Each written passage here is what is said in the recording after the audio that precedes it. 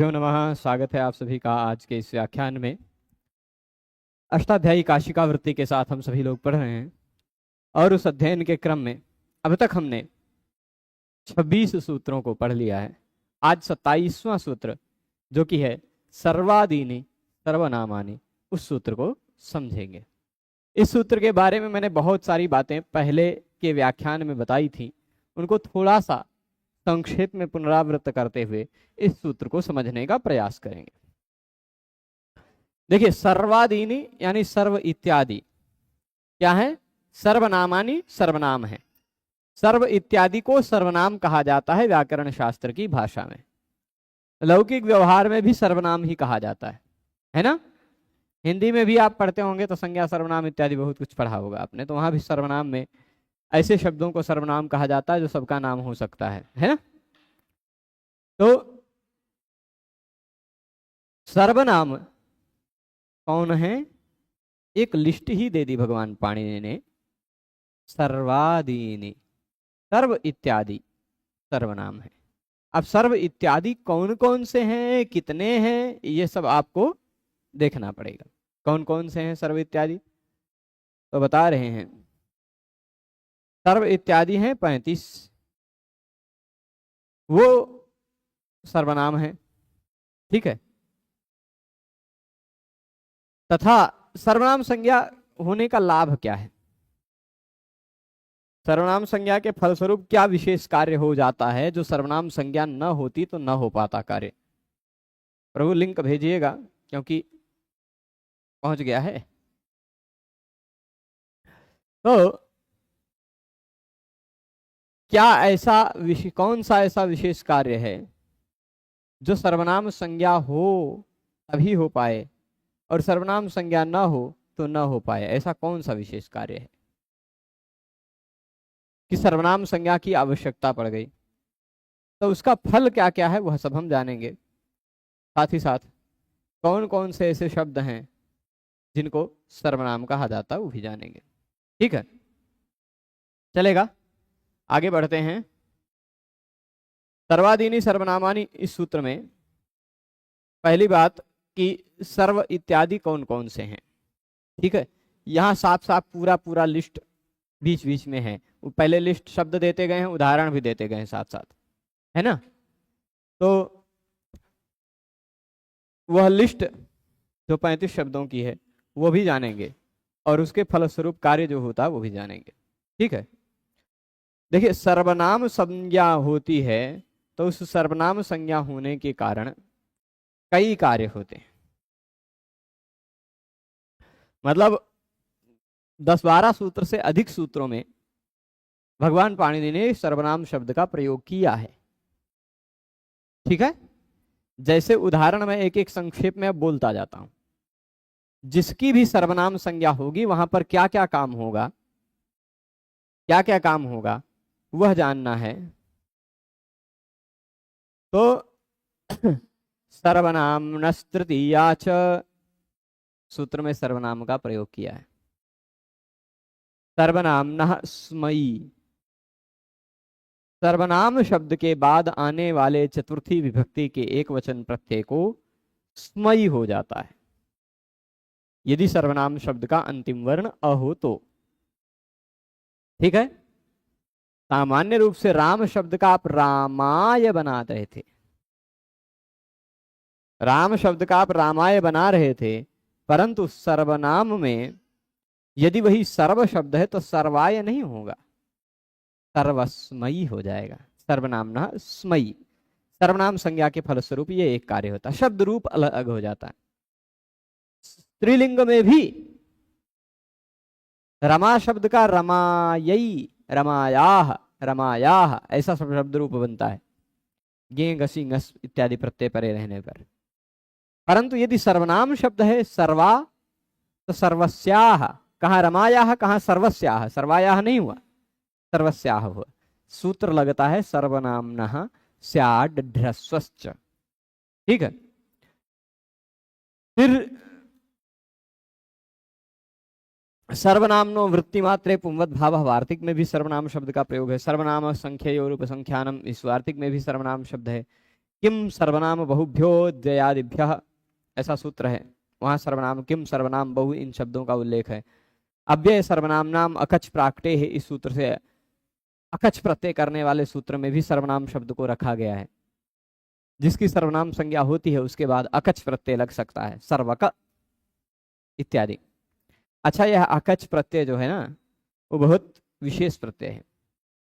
पाणिनीय व्याकरण में लगने वाले सभी के सभी प्रत्यय पर में लगते हैं, बाद में जुड़ते हैं। पर एक प्रत्यय ऐसा है जो पहले जुड़ जाता है,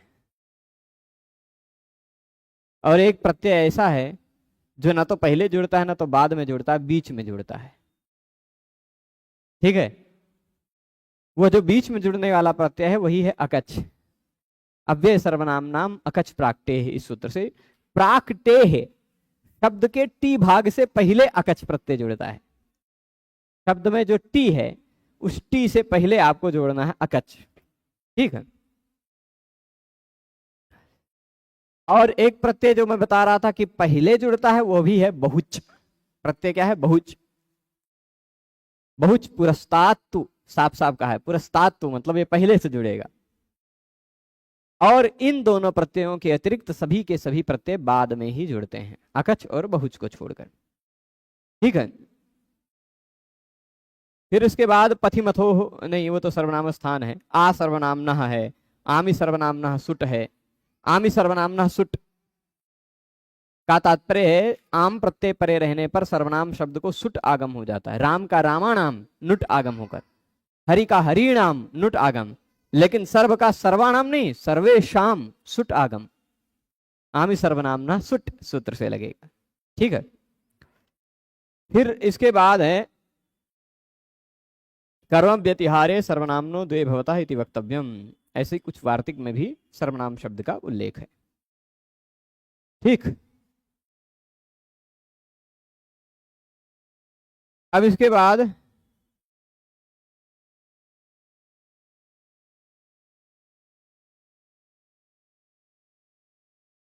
ठीक है, कुछ अभी जो सिलेबस से बाहर के प्रश्न हैं उसको थोड़ा सा व्याख्यान समाप्त होने लगेगा तब बता देंगे।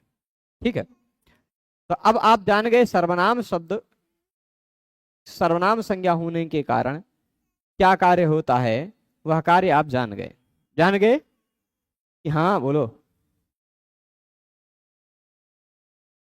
तो सर्वनाम संज्ञा के फलस्वरूप क्या क्या कार्य होता है वह कार्य जान रहे ना, कि सर्वनाम संज्ञा जब होती है तो गसिंयो स्मात् स्मिनऊ, गसी और गी के स्थान पर स्मात और स्मिन हो जाया करता है। जशः सी, जश के स्थान पर शी हो जाया करता है। मूल रूप में शब्द के 5 जगहों पर परिवर्तन दिखाई पड़ता है। सामान्य रूप में जो सामान्य शब्द है और सर्वनाम शब्द है, इन दोनों में 5 जगह शब्द रूप अलग मिलता है। सामान्य शब्दों में प्रथमा बहुवचन रामः रामौ रामाः बालकाः इत्यादि की तरह बनता है, परंतु सर्वनाम शब्दों में जैसा शी लग जाता है, जस के स्थान पर शी हो जाता, शी का ई बचता है, सर्व ई सर्वे बन जाता है। सर्वः सर्वौ सर्वे, है ना। विश्वः विश्वौ विश्वे, विश्वा नहीं। ठीक है, एक अंतर ये पड़ा सर्वनाम संज्ञा के फलस्वरूप, एक अंतर यह पड़ा।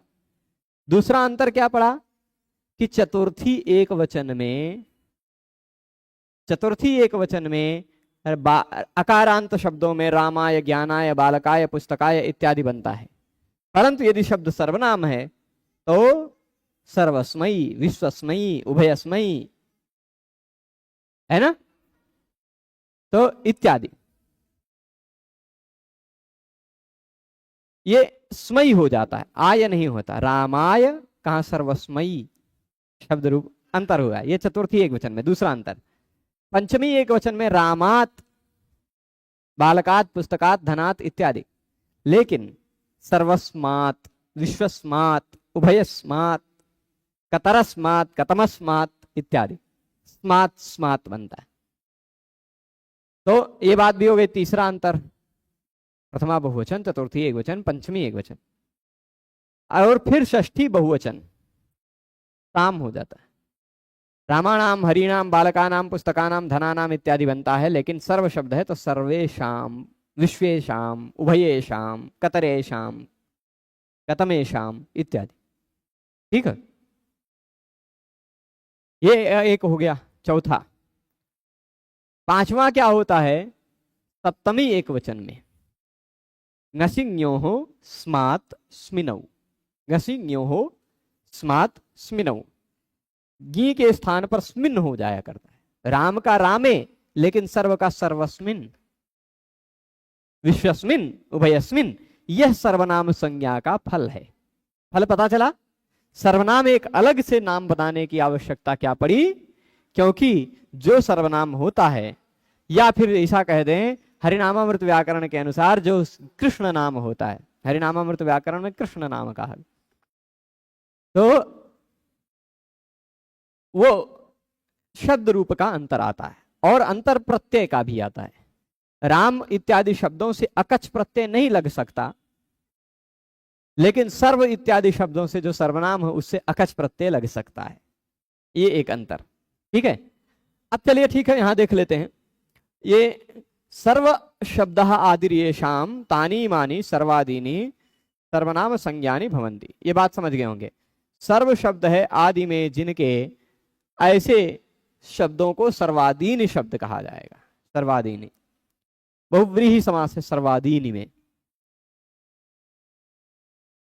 ठीक है, सर्वादीनी में बहुव्रीहि शब्द है। अब सर्वनामानि में सर्वनाम,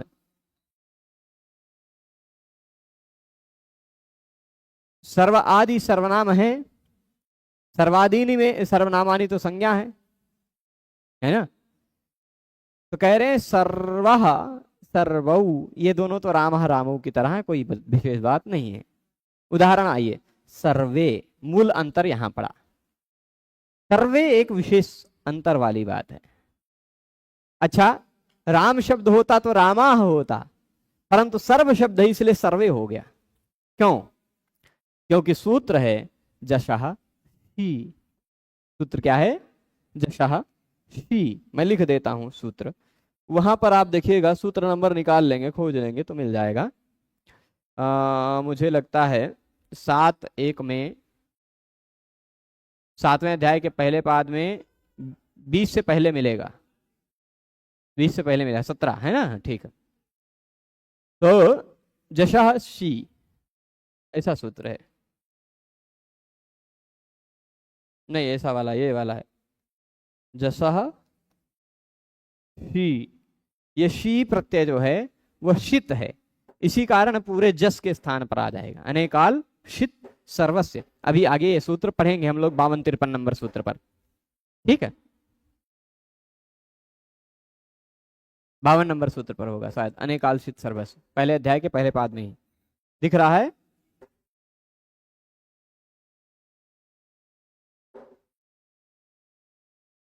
नहीं नहीं नहीं, पहले ही है, पहले अध्याय पहले पाद में। कितने नंबर पे है? कितना? 52 पे ही है। हाँ ठीक है, तो जैसा शी यह कहता है जस के स्थान पर हो जाता है शी। क्या हो जाता है? शी। किसके स्थान पर? जस के स्थान पर। जस के स्थान पर शी हो जाता है कब? तो जरा इस जसा सी सूत्र को 7-1-17 नंबर सूत्र के उल्टा सीधा दोनों तरफ से देखिएगा, नंबर सेम है, 7-1-17, 7-1-17 है ना। तो उस सूत्र के 3 सूत्र 4 सूत्र पहले कहीं सर्वनामना स्मयी दिखाई पड़ रहा होगा, 14 नंबर पर है ना।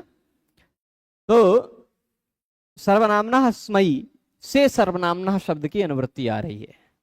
ठीक, तो सर्वनाम के बाद जो जस प्रत्यय लगा है उसको सी हो जाता है। क्या हो जाता है? शी। अब सर्व शब्द मान लीजिए, सर्व इत्यादि अगर सर्वनाम है तो सर्व इत्यादि सर्वनाम है, यानी सर्व भी तो सर्वनाम है। सर्वनाम है कि नहीं? सर्वनाम के बाद यदि जस प्रत्यय लगा हुआ हो तो उसके जगह पर हो जाता है शील शक, तद्धिते से श की संज्ञा होती है, तस लोपा से लोप हो जाता है, बचता है केवल ई। सर्व ई जोड़ लीजिए, आद गुणा से गुण होकर सर्वे बन जाएगा, ऐसा वाला बना, सभी के हिसाब से बन गया ना। फिर सर्वनाम संज्ञा होने के फलस्वरूप अगला कार्य जो सिद्ध हो रहा है वह भी कार्य बता देते हैं। सूत्र है सर्वनामनः स्मयी। सर्वनाम सूचक शब्दों के बाद चतुर्थी एक वचन का प्रत्यय जो गे है उस गे के स्थान पर स्मयी हो जाता है, चतुर्थी एक वचन में बन गया सर्वस्मयी, बन गया ना, क्योंकि सर्व सर्वनाम है, विश्व भी सर्वनाम है तो विश्वस्मयी। ये सब सर्वस्मयी देख रहे हैं, आगे विश्वस्मयी देख लीजिएगा, आगे फिर उसके बाद और भी सारे शब्दों में देखिएगा, ये उभयस्मयी, कतरस्मयी, कतमस्मयी इत्यादि इत्यादि, है ना। जहां भी सर्वनाम संज्ञा होगी वहां सर्वनामना स्मयी हो जाएगा, ठीक है। चतुर्थी एक वचन में शब्द रूप अलग हो जाएगा। सामान्य रूप से आप राम शब्द के शब्द रूप को याद कर लीजिए और फिर सर्वनाम शब्द में क्या अंतर पड़ जाता है उतना जान लीजिए, 4-5 बस सर्वनाम शब्दों का भी रूप याद हो गया। रामः रामो, रामः रामम, रामो रामान, रामेण रामाभ्याम, रामई ही आपको याद है, लेकिन अब रामः रामो, रामः इत्यादि शब्दों से सर्वनाम शब्द में कुछ अंतर पड़ जाता है। क्या अंतर पड़ जाता है? प्रथमा बहुवचन का जो जस प्रत्यय है वह जस प्रत्यय का आह रूप नहीं बन पाता है, ई हो जाता है, जैसा शी हो जाता है। चतुर्थी एक वचन का जो गे प्रत्यय उसको गेर यह से यह नहीं हो पाता है, सर्वनामना वो स्मयी से स्मयी हो जाता है ना। अच्छा, अगला अंतर क्या होता है वो बता रहे हैं, सर्वस्मात। उसके लिए सूत्र है, यहीं कहीं मिलेगा, 15 नंबर या 16 नंबर पे होगा। गसिज्ञो हो स्मात स्मिनौ, 15 नंबर पे है, इस 15 पे है, ठीक है। गसिज्ञो हो स्मात स्मिनौ, उस सूत्र से गसी के स्थान पर हो जाता है स्मात और गी के स्थान पर हो जाता है स्मिन, ठीक, स्मात और स्मिन। तो सर्वस्मात सर्वस्मिन ये हो दोनों बन जाएगा, कोई दिक्कत नहीं है। ये शब्द रूप में लगे हुए चतुर्थ पंचमी एक वचन के प्रत्यय के स्थान पर स्मात हो जाता है, सप्तमी एक वचन के प्रत्यय के स्थान पर स्मिन हो जाता है, ठीक। सर्वस्मात सर्वस्मिन ये इतना बन गया। तो ये शब्द रूप में ये 5 अंतर पड़ जाते हैं, 5 अंतर। सामान्य शब्द से सर्वनाम शब्द में यही 5 अंतर रहते हैं, ठीक है, ध्यान रहेगा। सामान्य शब्द से सर्वनाम शब्द में यही 5 अंतर रहता है। बाकी कितने 16 शब्द रूप एक जैसे होते हैं, ठीक है। तो स्पष्ट है ना। अब और कृदंत इत्यादि मतलब कुछ और विशेष तद्धित प्रत्ययों में भी कुछ अंतर पड़ता है। वो कौन सा अंतर पड़ता है? अव्यय सर्वनाम नाम अकच प्राक्टे, मैंने भी बताया था कि अकच प्रत्यय लगता है, सर्वनाम शब्दों से अकच प्रत्यय जुड़ जाता है। मान लीजिए ये सर्वनाम शब्द है सर्व, इसमें अकच प्रत्यय जुड़ेगा। कहां जुड़ेगा? अकच। अकच जुड़ेगा, प्रत्यय तो हमेशा बाद में जुड़ता है, लेकिन ये प्रत्यय ऐसा है जो बाद में नहीं जुड़ता, इस शब्द के बीच में घुस जाता है। कहां घुसता है? प्राक टे है, टी संज्ञक शब्द से पहले जुड़ जाता है, टी संज्ञक हिस्से से। तो इसमें टी संज्ञक हिस्सा है अ, सर्व में व में से आ हटाकर अलग लिख दिया, उस आ से पहलवा अकच प्रत्यय लगता है, ठीक है। अकच कहां लगता है? आ से पहले। तो अकच में भी बचता है अक, सर्वक बन जाता है, ठीक है, सर्वक। ये अव्यय सर्वनाम नाम अकच प्राक्टे है सूत्र से सर्वनाम संज्ञा होने के कारण अव्यय शब्दों से भी सर्वनाम शब्दों से भी अकच प्रत्यय लग जाया करता है, ठीक है, स्पष्ट है। अब इसके बाद आगे देखिएगा,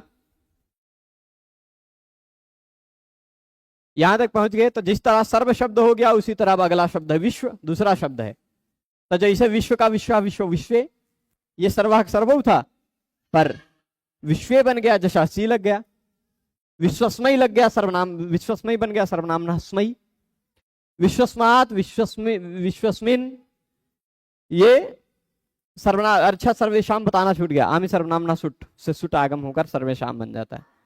ठीक है, कैसे बनता भी बना देते हैं। ये विश्वेशाम बनाएंगे तो बना देते हैं। विश्वस्मात, घसिंग स्मात स्मिनौ, घसी के स्थान पर स्मात हो गया विश्वस्मात, घसिंगी के स्थान पर स्मिन हो गया विश्वस्मिन। पर यहां है सर्व शब्द है या विश्व शब्द है, मान लीजिए विश्व शब्द है, इसके बाद आम प्रत्यय लगा षष्ठी बहुवचन का। आम प्रत्यय को आमी सर्वनामना सुट से सुट आगम हुआ, उसका स जुड़ गया, तो अब आम प्रत्यय जो है वह साम प्रत्यय बन गया। जैसे राम आम, तो राम नाम हो जाता था, रामाणाम बनने लग जाता है। वैसे ही अब ये राम आम विश्व आम के बाद ये विश्व साम हो गया। क्या हो गया? साम, स आम जुड़कर। और यदि प्रत्यय का पहला वर्ण झल हो, बहुवचन का, बहुवचन के प्रत्यय का पहला वर्ण झभ घ ढ जब गड द खप छठ थ चट त कप श स में से कुछ हो, झल, तो बहुवचन के प्रत्यय से पहले आने वाले अ के जगह पे ए हो जाता है, विश्वे साम। जैसे रामेभ्यः में राम को रामे हो गया, रामेषु में राम को रामे हो गया। क्यों? क्योंकि बहुवचन के प्रत्यय में यह होता है। यदि बहुवचन का प्रत्यय का पहला वर्ण झल हो तो विश्वे साम। एक ई के बाद ई उ रिलरी ए ओ आई औ हाया वारा ला या मांगाना नहीं, ई उ रिलरी ए ओ आई औ हाया वारा ल कखा गघंगा। और हाँ, इतने वर्णों के बाद यदि दंत स आता हो तो उसके स्थान पर मूर्धन्य श हो जाया करता है, बन गया विश्वेशाम। इसी तरह सर्वेशाम इत्यादि भी बनता है। ठीक है, फिर अकच प्रत्यय लगा तो विश्व कहा। इसी तरह उभ और उभय दो शब्द हैं। उभ, सर्व विश्व, दो देख लिया आपने। तीसरा शब्द है उभ, चौथा शब्द है उभय। ठीक, उभ शब्द जो है वह उभ शब्द मूल रूप में द्वितीया, ये द्विवचन में ही प्रयोग होता है उभ शब्द का। ठीक, उभ शब्द का प्रयोग कहां होता है? द्विवचन में। उभौ, उभौ, उभाभ्याम, उभाभ्याम, उभाभ्याम, उभयोः, उभयोः। तो सातों रूपों में कहीं सर्वनाम संज्ञा का फल नहीं दिखाई पड़ा, क्योंकि सर्वनाम संज्ञा के फलस्वरूप जो 5 अंतर पड़ रहे थे, एक अंतर यह प्रथमा बहुवचन में पड़ रहा है, दूसरा अंतर यह चतुर्थी एक वचन में पड़ रहा है। उभ शब्द ना तो बहुवचन में आता है ना तो एक वचन में आता है। ये भी एक वचन, ये भी, ये बहुवचन, ये एक वचन। पांचों के पांचों जो अंतर शब्द में पढ़ रहे हैं, उभ शब्द में पढ़ने चाहिए थे सर्वनाम शब्द में, वो पांचों एक वचन या बहुवचन में है। तो उभ शब्द तो ना तो एक वचन में ना तो बहुवचन में है, तो इसको सर्वनाम मानने नहीं चाहिए था, नहीं मानना चाहिए था, है कि नहीं? सर्वनाम मान करके क्या फायदा ले लिए? 5 के 5 जो फायदे होने चाहिए थे वो नहीं हो पाए। कहेंगे नहीं, ये वाला हो सकता है उभ कहा, अकश प्रत्यय हो सकता है, साथ ही साथ और भी कुछ हो सकता है। क्या? सर्वनामनस् तृतीया च एक सूत्र है, वह कहते हैं कि यदि हेतु शब्द का, समझिएगा, हेतु शब्द का सर्वनाम के बाद, सर्वनाम शब्द के बाद हेतु शब्द का प्रयोग हो तो सर्वनाम शब्द में तृतीया विभक्ति और षष्ठी विभक्ति हो सकती है। ठीक है, सर्वनाम शब्द के बाद यदि हेतु शब्द का प्रयोग हो, ठीक, सर्वनाम शब्द के बाद यदि हेतु शब्द का प्रयोग हो तो सर्वनाम शब्द के से तृतीया या षष्ठी विभक्ति का प्रयोग होता है। जैसे यहां उदाहरण दे रहे हैं, हाँ, उभ शब्द से सर्वनामत्वे प्रयोजनम, उभ शब्द का सर्वनाम होने में के प्रयोजन क्या है? प्रयोजन केवल यही है, सर्वनामनस् तृतीया च, इस सूत्र से तृतीया होना चाहिए। उभाभ्याम हेतुभ्याम वसति, ये देखिए सर्वनाम शब्द है कि नहीं? उभाभ्याम, उभ शब्द सर्वनाम है कि नहीं? सर्वनाम है। सर्वनाम के बाद यदि हेतु शब्द का प्रयोग हो तो सर्वनाम शब्द से तृतीया विभक्ति लग जाती है, हेतुभ्याम उभाभ्याम तृतीया लग गई। यदि उभ शब्द तृतीया वो सर्वनाम न होता तो यहाँ तृतीया विभक्ति नहीं लग पाती, सर्वनाम तृतीया च से, है ना। और षष्ठी भी नहीं हो पाती, सर्वनाम तृतीया च और च के कारण अनुवृत्ति हो रही है वहां षष्ठी की, षष्ठी हेतु प्रयोगे सूत्र से षष्ठी की अनुवृत्ति होती है ना। तो षष्ठी की भी अनुवृत्ति हो रही है। उभयोर हेत्वो हो वसति, उभयो हेत्वो हो और उभाभ्याम हेतुभ्याम, ये दोनों शब्द कैसे बन पाते? यदि उभ शब्द सर्वनाम न होता तो सर्वनाम तृतीया च सूत्र नहीं लग पाता। ठीक, तो ये एक सर्वनाम संज्ञा का फल उभ शब्द में दिखाई पड़ रहा है। भले ही उसको एक वचन और बहुवचन के प्रत्यय नहीं लगते, यानी ये पांचों फल नहीं दिखाई पड़ रहे हैं, पर ये वाला फल दिखाई पड़ सकता है, ये वाला फल दिखाई पड़ सकता है। समझ रहे हैं वेद जी? समझ रहे हैं ना? तो अब देखिए, सर्वनाम शब्द है तो सर्वनाम शब्द के बाद यदि हेतु शब्द हो तो सर्वनाम में तृतीया होगी, सर्वनाम शब्द के बाद हेतु हो षष्ठी भी होगी, तृतीया और षष्ठी का प्रयोग होगा सर्वनाम तृतीया च सूत्र से। कुता आनीतम, हाँ। तो अब इतनी बात समझ गए, आगे चलते हैं। उभय शब्द का देख लीजिए, उभ और उभय इन दोनों शब्दों का अर्थ समान है। उभ भी मतलब दो, दोनों, उभय मतलब भी दोनों, दोनों शब्दों का अर्थ समान है, लेकिन यह शब्द केवल द्विवचन में प्रयुक्त होता है और यह शब्द द्विवचन में प्रयोग नहीं होता है, मतलब एक वचन और बहुवचन में ही होता है। उभय शब्दस्य द्विवचनम नास्ति, ठीक। तो उभय शब्द का द्विवचन प्रयोग नहीं होता, तो एक वचन और बहुवचन वाले ही सारे के सारे फल दिखाई पड़ जाएंगे उभय शब्द में। देखिए, उभये बहुवचन वाला दिखाई पड़ा सर्वे की तरह, उभयस्मयी सर्वनाम नस्मयी लग गया, सर्वनाम नस्मिनो लग गया तो उभयस्मात् उभयस्मिन ये दोनों बन गए। और आमी सर्वनाम न सुट लगकर आम प्रत्यय पर सुट प्रत्यय होकर असुट आगम होकर के उभयशाम बन गया सर्वेशाम की तरह, है ना। तो ये सारे अंतर दिखाई पड़ेंगे। आगे डतर और डतम ये दो प्रत्यय हैं, ठीक है। डतर और डतम ये दो दिखाई पड़ रहे हैं, ये दोनों प्रत्यय हैं। ये दोनों प्रत्यय किम शब्द से लगकर कतर और कतम शब्द बन जाता है।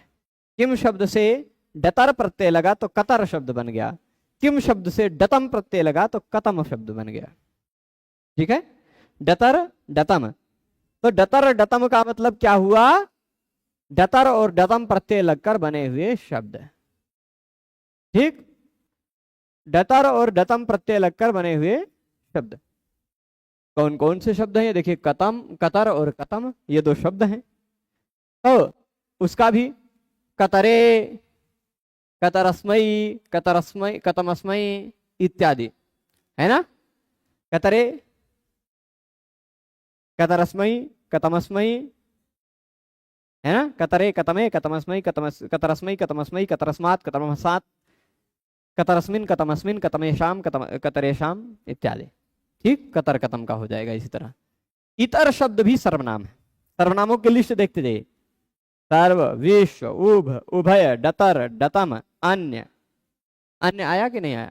अन्य आया, अन्यतर, इतर, अन्य, अन्यतर, इतर, ये तीनों पर्यायवाची शब्द लगभग हैं। इतर, अन्य, अन्यतर, ठीक है। यहां अन्य, अन्यतर, इतर ये सभी के सभी क्या हैं? उदात्त हैं। क्या हैं? और द्वितीय जो शब्द है वह क्या है? अनुदात्त है। नहीं चले, ये अभी आगे आएगा, अभी आगे आएगा। उदात्त अनुदात्त ये आगे आएगा। हाँ, अन्यतर, तो इतर, अन्य, अन्यतर का इतरस्मयी, अन्यस्मयी, अन्यतरस्मयी, इतरे, अन्य, अन्यस्मयी, अन्य, किम, इतरे, अन्य, अन्यतरे, ठीक। ऐसे ही सब शब्द बन जाएंगे। स्व शब्द भी है यहाँ, स्व, उतत्पश्यन्न ददर्शवाचम, स्व शब्दों भी अन्यवाची सर्वभेदाद् पठितः। स्व शब्द जो है त्व नेम समसिम, त्वत त्व, एक शब्द है त्वत, एक है त्व, है ना। तो त्वत और त्व ये दोनों शब्द भी स्वर भेद के लिए दो बार पढ़ा गया है। एक जो है उदात्त है, दूसरा जो है अनुदात्त है। केचित तकारांतम एकम पठंती त्व त्वद इति, द्वावपि चानुदात्ता विति स्मरंती। मतलब यहां थोड़ा सा मतभेद बता रहे कि त्वा जो है ना वो दो दो हैं। कौन सा? एक त्वा ऐसा है, यहां मैं लिख रहा हूं वैदिक में, एक थोड़ा सा निचवा आना चाहिए जिससे ऊपर एक रेखा गड़बड़ ना हो। एक त्वा ऐसा है ऊपर रेखा वाला, उदात्त नहीं, उदात्त उदात्त में रेखा नहीं होती, ऐसा सामान्य बिना चिन्ह का है। एक त्वा बिना चिन्ह का है और एक त्वा अनुदात्त वाला है। ठीक, ये दो दो त्वा है, ऐसा एक मत है ना। त्व शब्द अन्यवाची स्वरभेदात भी पठिता। त्व शब्द का अर्थ क्या है? अन्य, लेकिन स्वर भेद होने के कारण वो दो दो बार कहा गया। तो एक ऊंचे से बोलना है, एक नीचे से बोलना है, एक उदात्त वाला त्वा, एक अनुदात्त वाला त्वा, इसलिए दो दो बार पढ़ा गया है। एक उदात्ता द्वितीय अनुदात्ता, ये एक मत हुआ। दूसरा मत है केचित तकारांतम एकम पठंती, और कुछ लोग एक को तकारांत बना देते हैं। दो त्वा नहीं है, एक त्वा है एक त्वत है।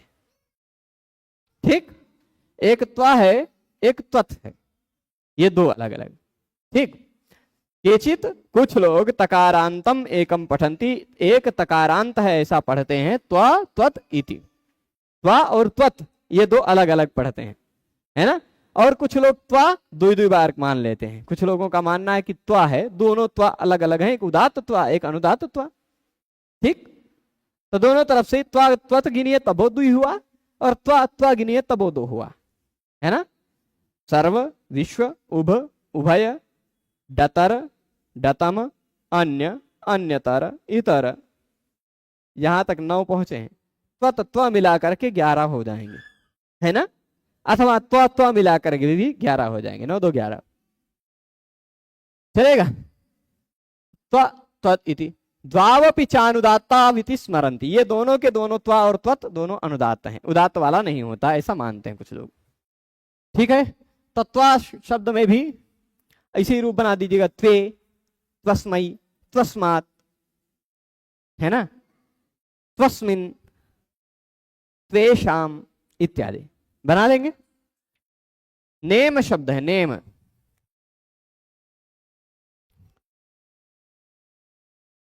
तो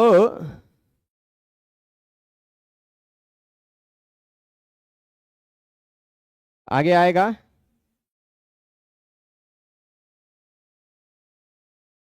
नेम शब्द आएगा। नेम शब्द में भी नेमे नहीं लिखा, अभी नहीं। उदाहरण जैसे यहां सर्व का बहुत सारा देते थे, सर्वे, सर्वा, है ना, वो ढेर सारा उदाहरण दे रहे थे, वैसे सारे उदाहरण नहीं देने लगे, खाली एक का एक देने लगे, नेमस्मयी। प्रथमा वाला उदाहरण क्यों नहीं दे रहे हैं, वो आप आगे सर्वनाम संज्ञा के और कई सूत्र पढ़ेंगे तब स्पष्ट होगा। विभाषा जसी के बाद के सूत्रों को पढ़ेंगे तब, है ना।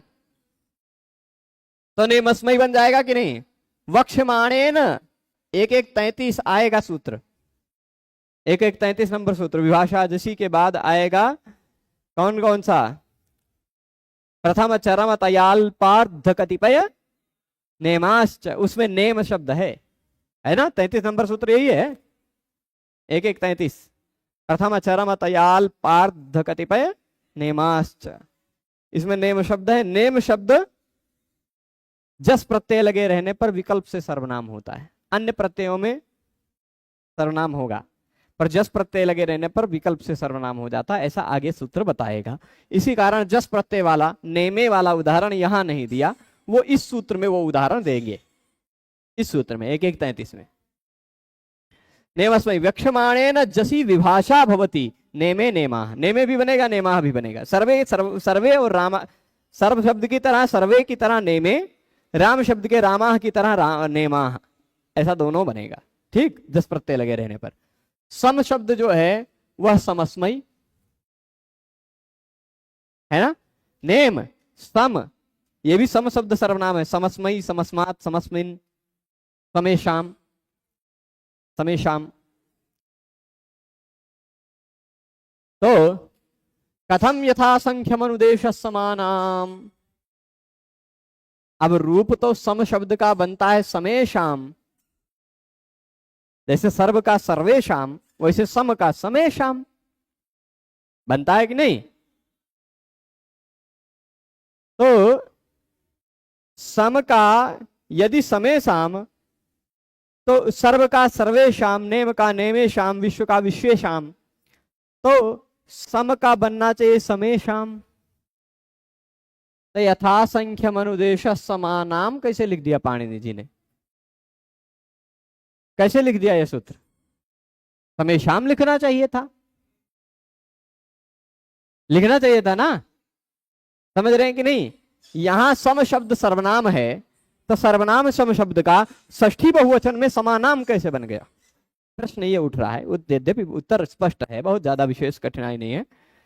सम शब्द जो है ना, और समे देशे यजत इति, समे देशे यजत, ये भी एक उदाहरण।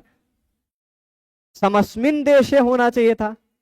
सम शब्द का सप्तमी एक वचन में समय कैसे बनने लग गया, समस्मिन होना चाहिए था, है कि नहीं। तो सम शब्द दो अर्थ में है, सम शब्द दो अर्थों में है। एक अर्थ में वह सर्वनाम है, एक अर्थ में सर्वनाम नहीं है। दो अर्थ क्या है, सम मतलब समान, तुल्य, समतल, ऐसा भी कह सकते हैं। समे देशे यजत मतलब समतल भूमि में यज्ञ करें, ये भाव है। और एक सम, सम शब्द का अर्थ समतल भी होता है, सम शब्द का अर्थ समान होता है, तुल्य होता है कि नहीं। और सम शब्द का अर्थ सब, ये भी होता है। तो जहां सब के अर्थ में सम शब्द है वहीं सर्वनाम संज्ञा होगी। तो समेशाम कहा गया मतलब सबका, यह अर्थ होगा। और समानाम कहा गया मतलब समान, तुल्य, वो वाला अर्थ है। तो तुल्य अर्थ वाले में या समतल अर्थ वाले में सर्वनाम संज्ञा सम शब्द की नहीं होती। केवल सर्व अर्थ में जो सम शब्द है वहां सर्वनाम संज्ञा होती है।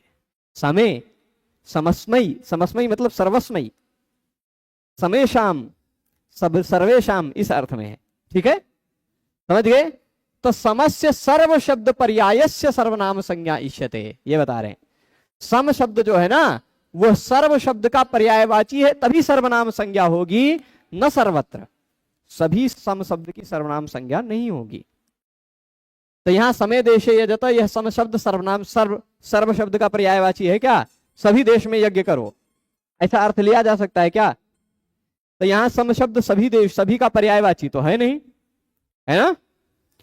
तो सर्व शब्द का पर्यायवाची यहां नहीं है, इस कारण संज्ञा नहीं हुई। और 1, 3, 10 नंबर सूत्र जो है वहां समानाम मतलब समान संख्या होनी चाहिए। इधर भी 4, इधर भी 4, आदेश भी 4, स्थानीय भी 4। ये समान अर्थ वाला है, सभी अर्थ वाला नहीं है। तो सभी अर्थ वाले रहने पर ही केवल सर्वनाम संज्ञा होगी, न सर्वत्र। अब एक शब्द है सिम। आप सब सोचते होंगे ये सब कहां आया, सिम है ना, ये मोबाइल वाला सिम नहीं है ना। हालांकि मोबाइल वाले सिम की तरह ही है, वो सिम शब्द को इस सिम का अनुकरण मान सकते हैं, पर फिर भी नेम शब्द इससे पहले आया था। नेम का अर्थ मैंने नहीं बताया है। नेम का अर्थ होता आधा, या ऐसा कह सकते हैं थोड़ा सा।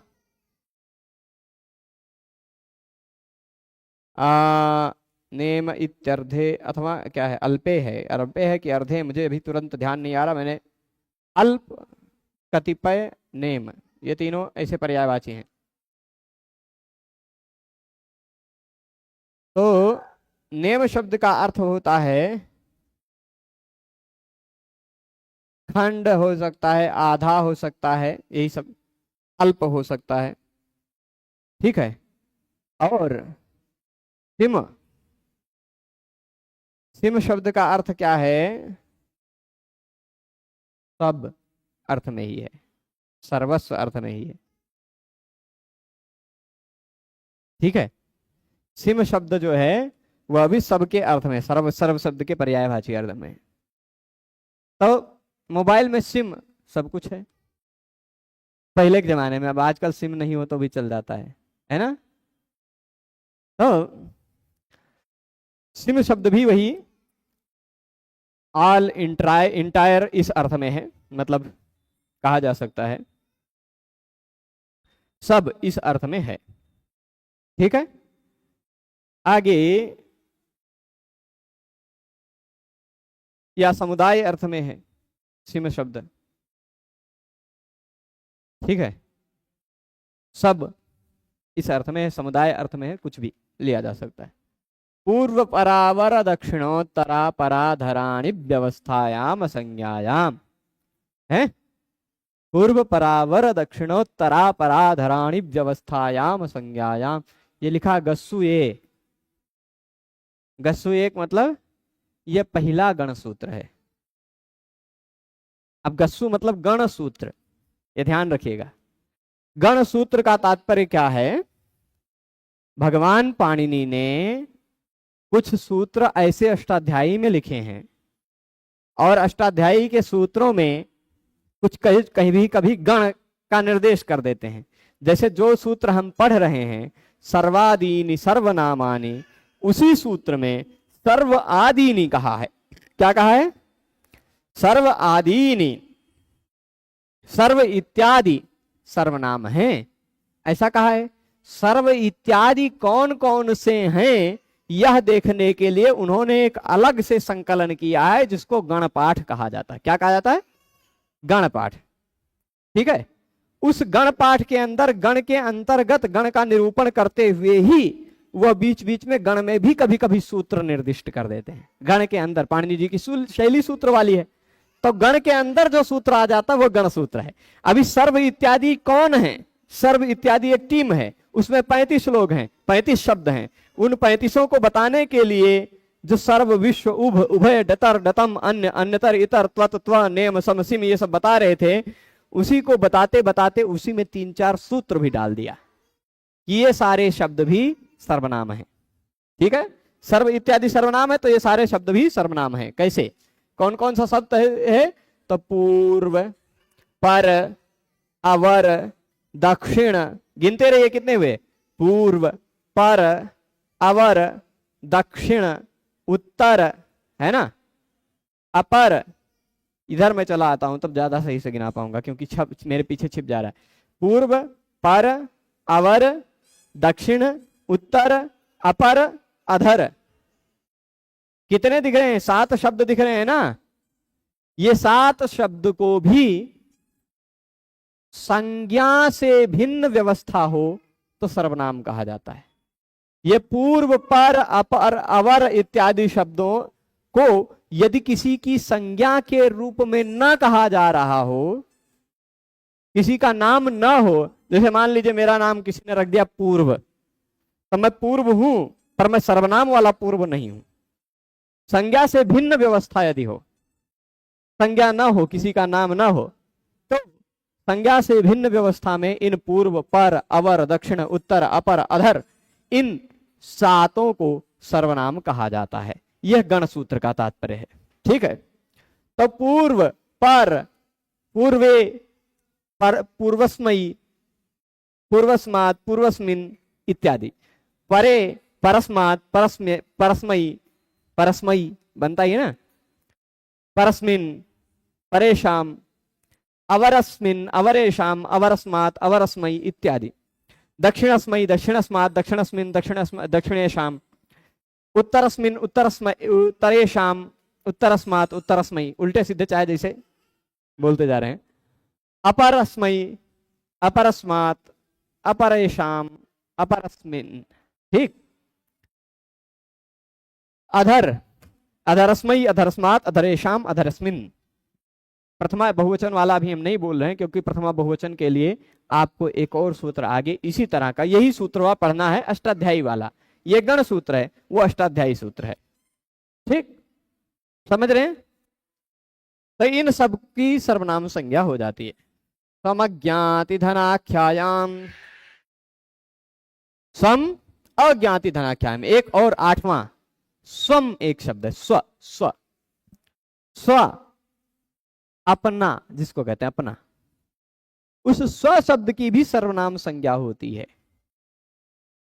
परंतु स्व शब्द की जो सर्वनाम संज्ञा होती है ना, वह ज्ञाति और धन अर्थ में ना हो। ज्ञाति मतलब, यहां देखिए, अज्ञाति, अज्ञाति मतलब ज्ञाति से भिन्न तथा धन से भिन्न। जैसे हम क्या कह दें, क्या कह दें, ये अपना है तो ये स्व है, स्व, तो ये धन को कह रहे हैं, तो ये स्व जो कह रहे हैं वह स्व सर्वनाम नहीं है। ज्ञाति, और जैसे कोई मेरा बांधव है, मेरे रिश्तेदारी का कोई है या परिवार का कोई है, उसको भी मैं कह रहा हूं ये स्वजन है, उस स्वजन में जो स्व है ना, वो अपने ज्ञाति का, अपने बांधव का सूचक होने के कारण वह स्व भी सर्वनाम नहीं है। ज्ञाति और धन से भिन्न अर्थ में जो स्व शब्द है उसको सर्वनाम कहा जाता है, ऐसा इस गण सूत्र ने कह दिया।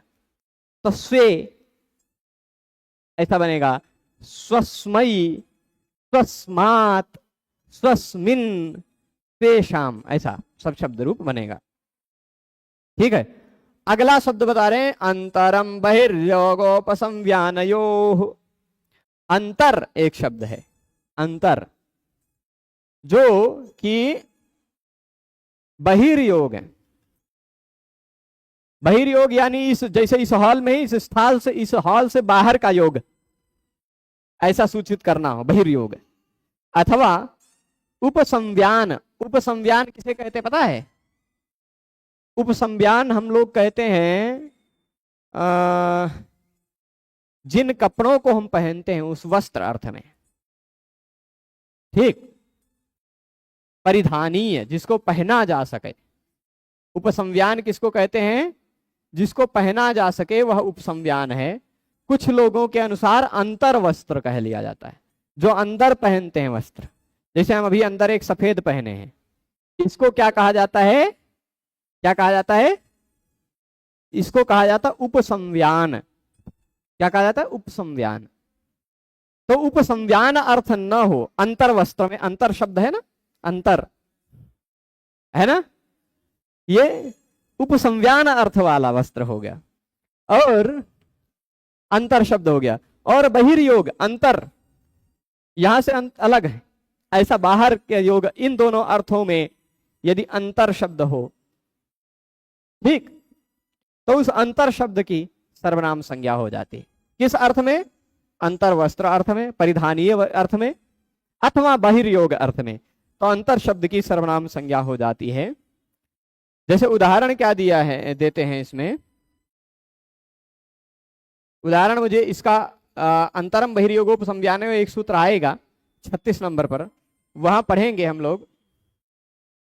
तो अंतरे शाटकाः, अंतराः शाटकाः, अंदर पहनने वाले जो शाटक हैं, है ना, अंतरे, अंतरे, अंतरस्मै, अंतरस्मै शाटकाय इदम धनम स्थापितम अस्ति, ऐसा कह सकते हैं। अंदर वाला कपड़ा खरीदने के लिए ये कपड़ा, ये पैसा बचा के रखे हैं, ऐसा कह सकते हैं, है ना, अंतरस्मै शाटकाय, है ना। या कुछ लोग अंदर के कपड़े में कपड़ा, पैसा धर के रखते हैं, अंतरस्मात्, अंतरस्मात् वस्त्रात्, अंतरस्मात् वस्त्रात् धनम निष्कासय, ऐसा कह सकते हैं, है ना। तो ऐसे मतलब अंतर शब्द यदि वस्त्र अर्थ में है या बाह्य अर्थ में है, जैसे कहते हैं अंतरे गृहाः, अंतरे गृहाः मतलब इस घर से बाहर वाले घर, इस घर से बाहर जो घर है ना, इस घर के अंदर कोई घर है ऐसा नहीं है। अंतरे गृहाः का अर्थ इस घर के अंदर वाला घर, यह अर्थ नहीं है, दूसरे वाले घर, इस घर से, तो वो बाह्य हो गया कि नहीं। तो बाह्य अर्थ हो, बहिर्योग अर्थ हो, अथवा उपसंव्यान अंतर वस्त्र अर्थ हो, तो अंतर शब्द की सर्वनाम संज्ञा होती है। स्पष्ट है? अब तक हमने कितने शब्द गिने? सर्व, विश्व, उभ, उभय, डतर, डतम, अन्य, अन्यतर, इतर, त्वत, 10 हो गया। त्व, नेम, सम, सिम, 14 हो गए, 14 हो गए। फिर सिम के बाद आ गया था पूर्व, पर, अवर इत्यादि 7, मतलब हो गया 21, 14 7 21 हो गया। तो 22, अंतर 23, 23 शब्द तक पहुंच गए, है ना, 23 मिला। तो ये 23 शब्दों को अभी तक प्राप्त जानकारी के आधार पर सर्वनाम कहा जाता है। ये सर्वनाम के बाद 23 के बाद और भी कुछ शब्द हैं, वह कौन से हैं वो गिना रहे हैं। त्याद 1 2 3 4 5 6 7 8 9 10 11 12, 23 12 कितना हो गया 35। इन्हीं 35 शब्दों को सर्व आदि कहा जाता है। ठीक है, कितने? सर्व, विश्व, उभ, उभय, डतर, डतम, अन्य, अन्यतर, इतर, त्वत, त्व, नेम, सम, सिम 14 हुए। पूर्व, पर, अवर, दक्षिण, उत्तर, अपर 10 20 हुए गए। अधर, फिर स्व, अंतर, ये 23 तक पहुंच गए। फिर उसके बाद त्यद, तद, यद, एतद, इदम, अदस, एक, कितने हो गए 30 हो गए। द्वि, युष्मद, अस्मद, भवतु, किम 5 हो गए 35। यह 35 शब्द हैं। लघु सिद्धांत यहां बीच बीच में उदाहरण भी दे दिया है। सर्व के साथ साथ सर्वस्मयी, उभयस्मयी इत्यादि दे दिया है। बीच बीच में उदाहरणों देते गए हैं, है ना, बीच बीच में उदाहरण भी देते गए हैं ना। तो वह उदाहरण के कारण यहां 35 शब्द लगातार नहीं मिले, पर लघु सिद्धांत कौमुदी में सर्वादीनि सर्वनामानि सूत्र आप देखेंगे। अजंत पुल्लिंग प्रकरण में राम शब्द के शब्द रूप समाप्त हो जाने के बाद विरामोवसानम सूत्र के बाद सर्वादीनि सर्वनामानि सूत्र मिल जाएगा। वहां उसमें अजंत पुल्लिंग प्रकरण में उस सर्वादीनि सर्वनामानि सूत्र के अंतर्गत सारे विवरण सीधे 3500 शब्द का दे दिया गया इकट्ठा। ठीक है, अब इस तरह से सर्वादि खत्म हो गया।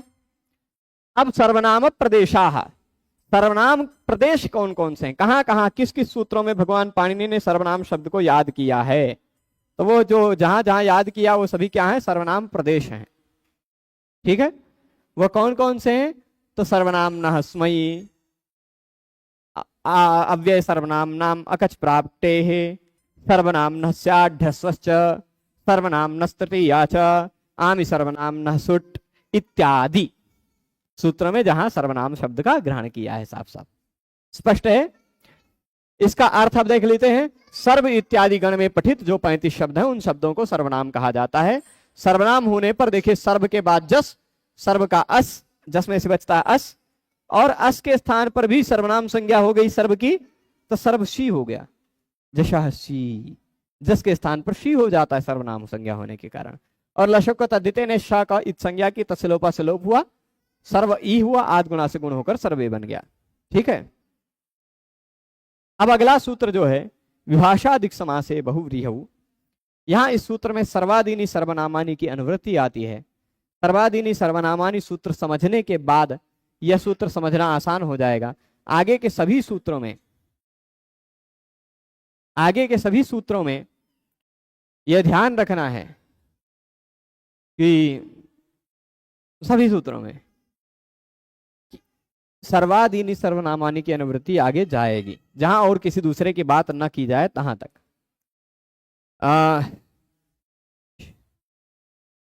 श्रीमान जी, प्रतिदिन पृष्ठ संख्या बताना पड़ता है। आप एक बार ये ध्यान रखें कि जहां तक हमने पढ़ा है वहीं से आगे पृष्ठ संख्या पढ़ी जाएगी। उतना तो आपके पास पुस्तक है, यदि तो टिक करके रखे सकते हैं।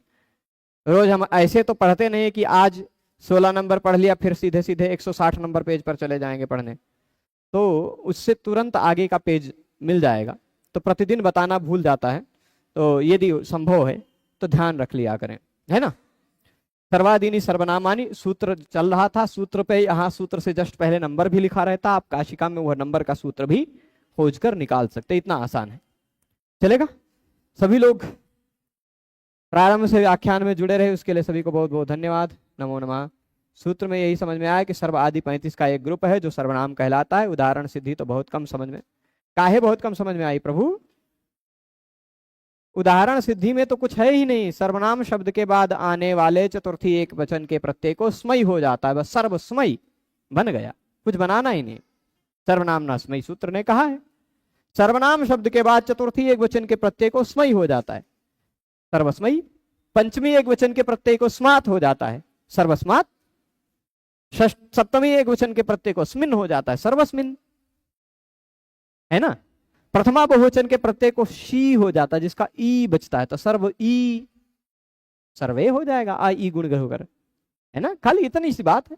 हाँ, सर्वे शाम में कुछ बातें हैं, वहां थोड़ा सा नहीं ध्यान रहा तो कोई बात नहीं, वो आगे समझ में आ जाएगा, ठीक है। तो शास्त्री प्रथम वर्ष विशिष्टाद्वैत वेदांत दर्शन पढ़ रहा हूं, हमको भी सुभाषित रत्न भांडागारम वीडियो भेज दीजिए। स्वामी सुभाषित रत्न भांडागार मैंने अभी तक नहीं पढ़ाया है, और अभी पढ़ाने का विचार भी नहीं, बहुत सारा है ग्रंथ पढ़ाने की लिस्ट में। देखिए, रुद्र सूक्त 2.33 दिया है, आप एक काम कर लें, विकी श्रोता एक वेबसाइट है, विकी सोर्स, तो वहां से जाकर आप उसको कंफर्म कर सकते हैं। मैं दिखा देता हूं, यही वेबसाइट है, ठीक, संस्कृत.विकीसोर्स। इस वेबसाइट पर जाएंगे और ए भाई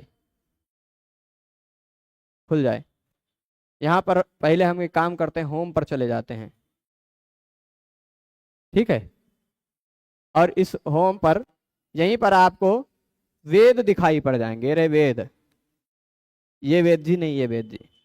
इस वेद में आप सीधे यहीं चले जाइए, ऋग्वेद, आप कंफर्म कर लीजिएगा। 2.33 जो आप कह रहे हैं, ऋग्वेद संहिता खुलिए प्रभु, ऋग्वेद संहिता का दूसरा मंडल ये खुल गया, और दूसरा मंडल में यहाँ सारे सूक्त नंबर दिए हुए हैं, देख लीजिए।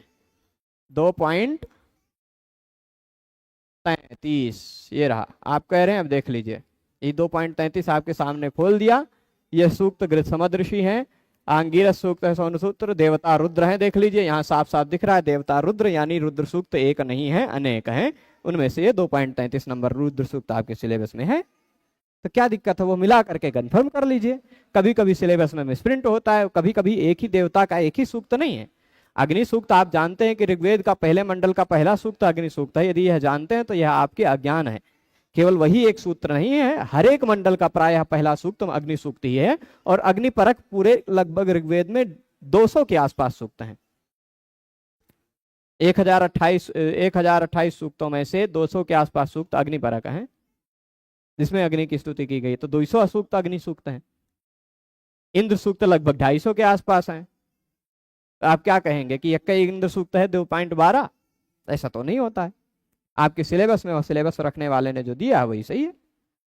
अब 1.18 उषस सूक्त दे रहा है, आप कह रहे हैं, तो 1.18 भी हम आपको दिखा देते हैं। यहाँ देख लीजिए भाई, ये ऋग्वेद का पहला मंडल हमने खोल लिया, और इस पहले मंडल में यहाँ आ जाइए, ये रहा 18, निकाल लिया 1.18। और इसके भी देवता देख लीजिए, यहाँ ये देवता ब्रह्मणस्पति हैं, इंद्र ब्रह्मणस्पति, सोम ब्रह्मणस्पति, सोम इंद्र, दक्षिणा सदस्यस्पति, निराशा। ये उषस सूक्त नहीं है 1.18, ब्रह्मणस्पति सूक्त है, या अन्य किसी वेद का 1.18 दिया हो तो मैं नहीं कह सकता, ठीक है, चलेगा। तो सभी लोग जुड़े रहे इस पूरे व्याख्यान में, उसके लिए सभी को बहुत बहुत धन्यवाद। नमो नमः। हम श्रीमद् वाल्मीकि रामायण अध्ययन चैनल पर थोड़ी देर में मिलते हैं। वाल्मीकि